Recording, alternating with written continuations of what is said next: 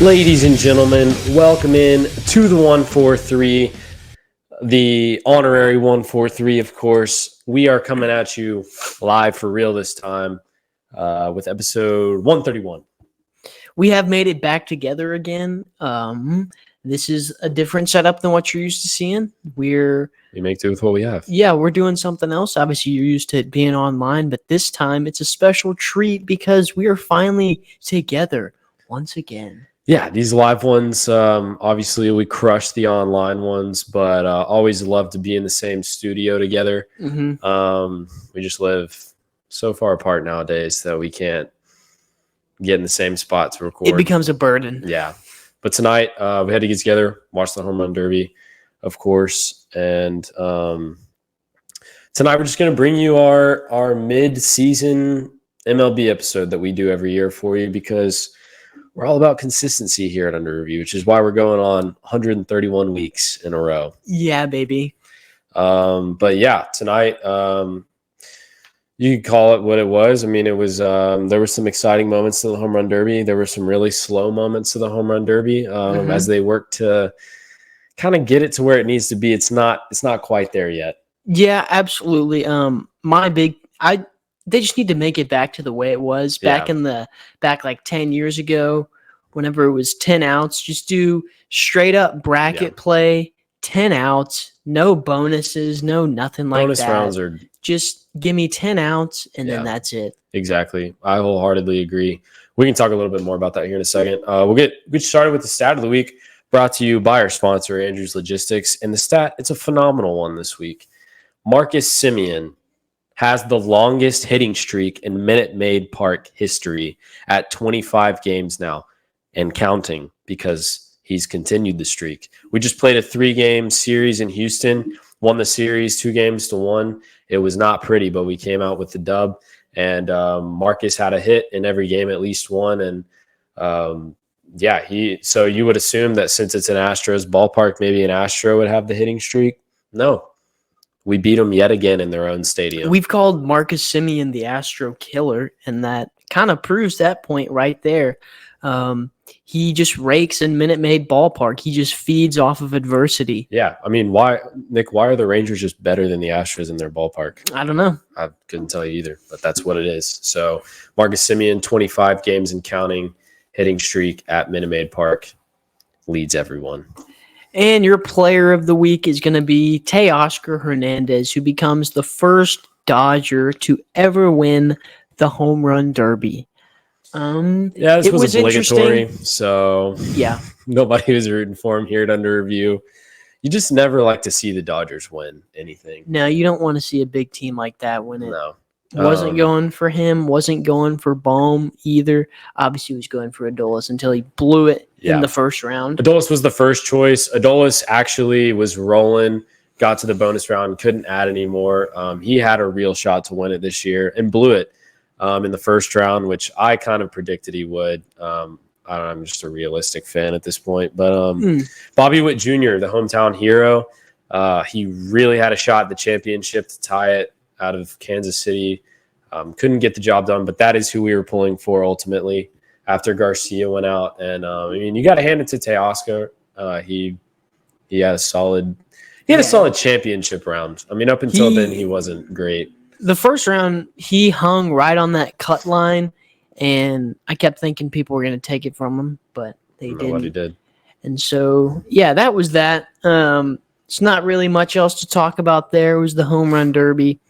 And we're not necessarily here to talk about the Home Run Derby, but we kind of already mentioned it. The format, it keeps changing. I feel like they're getting there, but the bonus round doesn't need to be a part of the Home Run Derby. It just makes it last longer, and it adds more downtime, more commercial breaks. The Home Run Derby does not need to be a 3-hour affair, and I think you could get it 2.5, but condense it better because we had way too many breaks where we were just listening to the announcers talk, and that's just never fun for anyone. So had some good moments, just had a lot of downtime. So that's what I agree. I also wholeheartedly believe it needs to go back to the 10 outs. I would agree with that. I don't like the time. If you want to put a time limit on it, maybe like a 5-minute, like just if in case it just keeps going, maybe. But 10 outs, they got to pretty quick if you think about it. Yeah. Like, these guys were not getting that many balls out in terms of how many pitches they were allowed. I mean, they pretty much had like at least 20 And outs. it allowed the hitters to slow it down too, because you're not just peppering pitch after pitch after pitch, because there's no time limit. But yeah, 10 outs is good. That's what I think.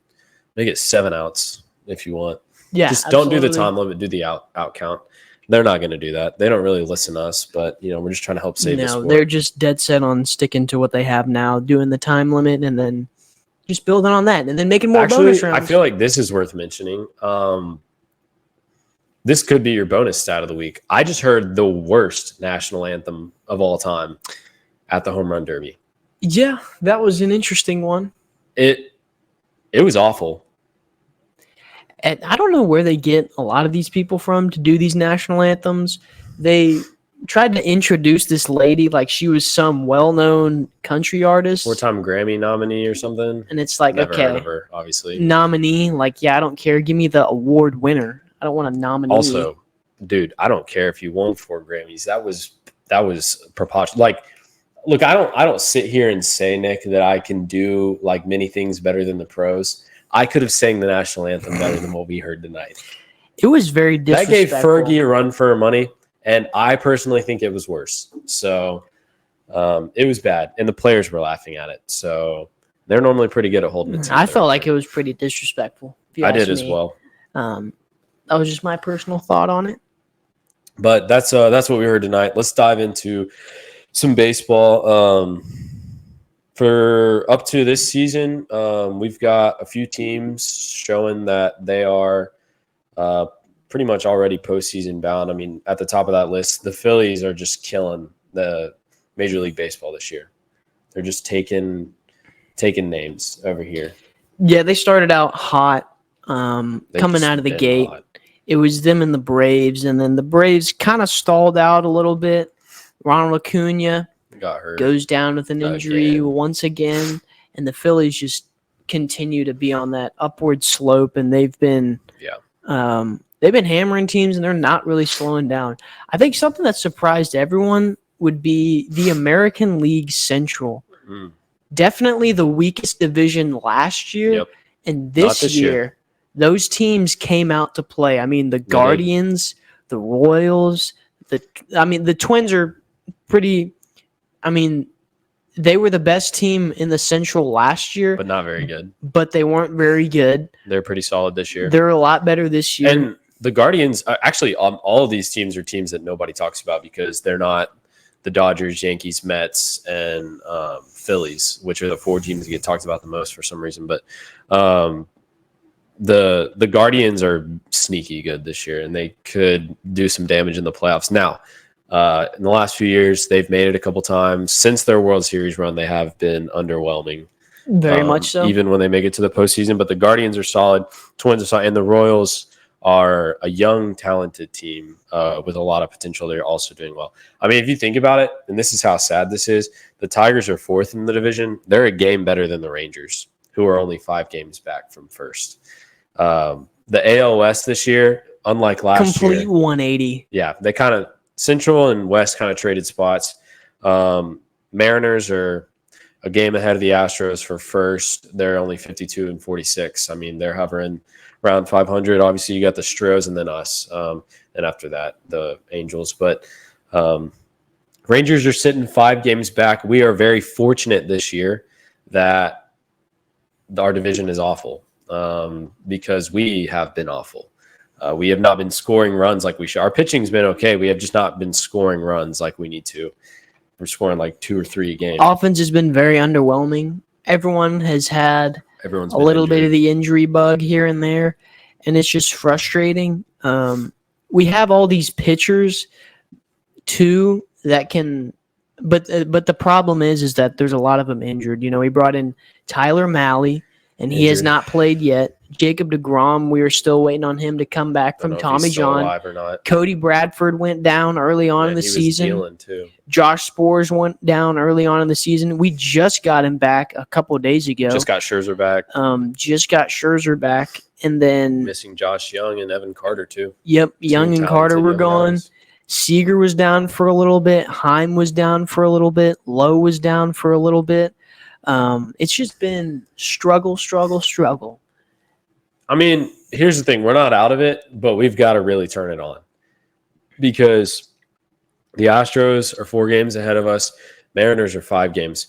But, like, it's all about just getting in. The only issue is to get in this year, we're going to have to win our division. Like, there's no sneaking into a wild card spot at this point. The AL Central is good, like we said. We haven't even talked about the East, but they're pretty good as well. The East is solid. They're top 3 teams. So, Orioles finally overtaken the Yankees there.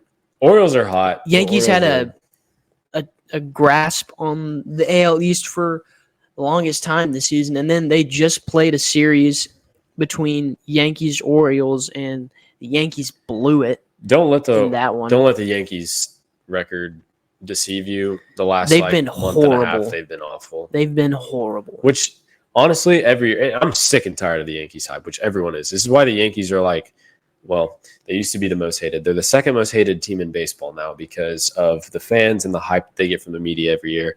Obviously, a very historically good franchise.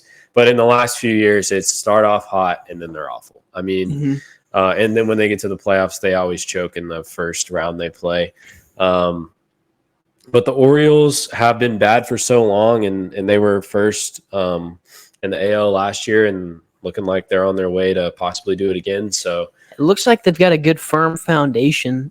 All these young guys are coming out. Gunnar Henderson, he's in the MVP conversation right now.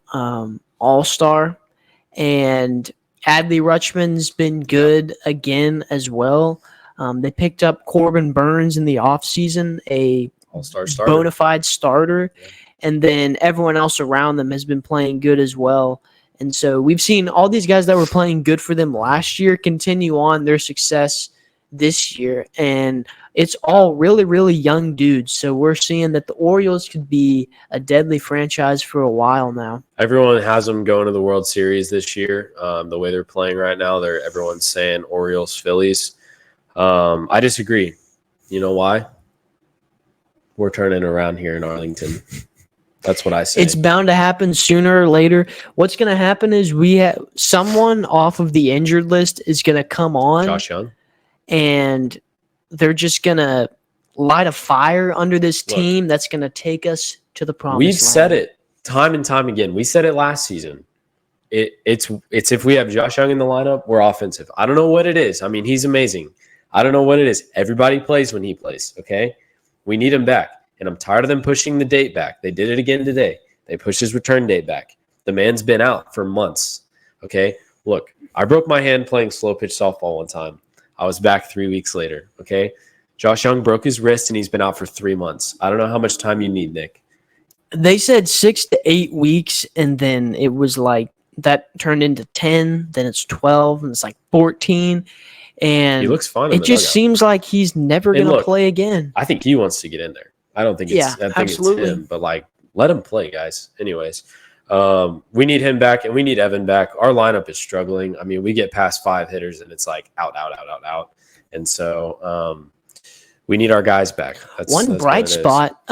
Josh H. Smith. He's been absolutely raking this year. Had a great final game of the series against the Astros. Thank you very much. He had 4 ribbies on the day, 2 bombs. That seems to shore up the DH position whenever everyone comes back healthy. Obviously, Young's going to come back and play third.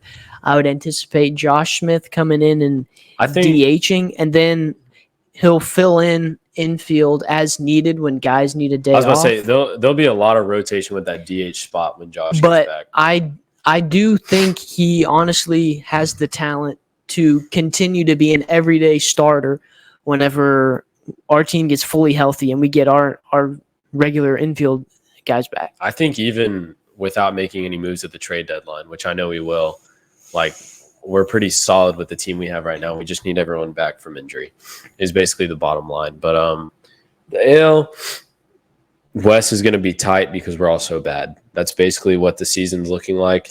It's going to be only one team that It makes will it be one in from team. the playoffs. Yeah. Or from our division into the playoffs. It's going to be whoever wins it. We're not going to get to be road warriors if we make it into the playoffs this year. So, well, we might after the first round, but if we make it past the first round, which we hopefully will. We're not ready to sell the season yet. We really need to get going, though. Like, it's kind of like the next few weeks after the All-Star break are pretty crucial. We need to really hang in there. So Absolutely. But also, we have talked about this before. This is not what we want, but this is the formula. this is how it's supposed to Is go. it not? I mean, this Get is how hot it at the was. end. Or also, this is how Bochy was when he was with the Giants. That's true. World We're looking Series? long term. Really bad year. World Series, really bad year. And if that's Another World Series. what we're getting, I'd be okay with the down year. That's absolutely fine. Also, always want to win, but I will say it does make it a little bit better getting that World Series win last year. yeah, absolutely. And knowing that we kept the team, we didn't sell the team. Yeah. So all that star power Yeah. should still be there is a good thing as well. It's just when are we going to turn it on? Exactly. And you can't really blame anything other than like Adolis Garcia has been awful, so we can look at him for sure. I mean, ridiculous how bad he's been. But also the injury bug, it's just like when it hits you, like it's tough. We lost so many of our key guys, and it takes them a while to get back and get hot. The only guy that's been playing the whole season and being absolutely terrible has been Adolis Garcia. So I'm personally calling him out, in case you can't tell. But He has struggled a little bit. We're not seeing the same fire that we saw from him last year. Unfortunately, he was a guy that really powered the lineup. Wyatt Langford, easily AL Rookie of the Year. if he doesn't get it, it's rigged. I said it. I mean, episodes ago. absolutely, 100%. Just to briefly mention the AL or the NL Central and the NL West. Brewers in the lead in the Central. Dodgers with a pretty solid lead in the West. I mean, it's not going to be a contest. The Dodgers will be the ones that probably make it out of the NL West as the one seed. And then they'll choke it spent away. $1 billion on their team. Yeah, then they'll choke it away when the playoffs roll around. Notable storyline coming out of Pittsburgh. We've talked about it a couple times, but Paul Skeens, #1 pick in the draft this past year. He's the All-Star starter this year. That's the fastest turnaround in MLB history from draft to starter in the All-Star game. But just want to give a huge shout out to him. He's been absolutely He has yet to lose a nasty. game. And they need to stop pulling him when he's throwing a no-hitter. Yeah, I was about It's to happened say twice now. the most recent time he made it 7 complete innings, 99 pitches, and 0 hits. Send him. That's Send my him. thing. Is I understand the pitch count, but if they have a no hitter, you let him go back out there. He's not. I don't care if gassed. he's at 120. If he's got a no hitter on the line, You know throw him he back wants to out be there. in there. Yeah, absolutely. You ask him, he'd be up. It's as back simple up as out this. there. He gives up a hit and then you yank him. Like just let him go until he blows it at that point. But he has been absolutely phenomenal. Pretty historic as of late. And so hopefully he stays healthy for the longevity of his career, but he's looking like he'll be one of those. I mean, he already is like an ace and he's already Yeah, he's been a the All-Star flamethrower. starter. So he's making a name. The unfortunate thing for him is he's on the Pirates. So maybe they'll turn It's going around. to take more than a pitcher Yeah. to get that franchise going in the right direction. Exactly. But he is proven himself, proven his worth Yeah. in the MLB. They just need to build around him. Yep. But, So yeah. That's here's like to baseball. end our show on review. I brought you a quote from Friday Night Lights, Mm. the movie. Being perfect is not about the scoreboard. Amen. That's the truth. It's about the heart. Take Mhm. that with you this week. We appreciate you for listening this week. We're pumped to be doing this episode live. I'm sure there will be more to these. come. Yeah, more of these to come as our schedule permits, of course. But we will see you next week with another episode of Under Review.